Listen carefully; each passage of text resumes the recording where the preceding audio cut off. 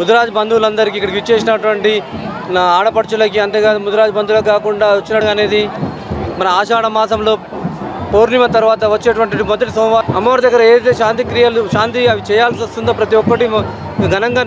భీమన్న దేవుడి పండుగను ఘనంగా నిర్వహిస్తారు. ఇది మన ముదిరాజులే కాకుండా ప్రతి ఒక్క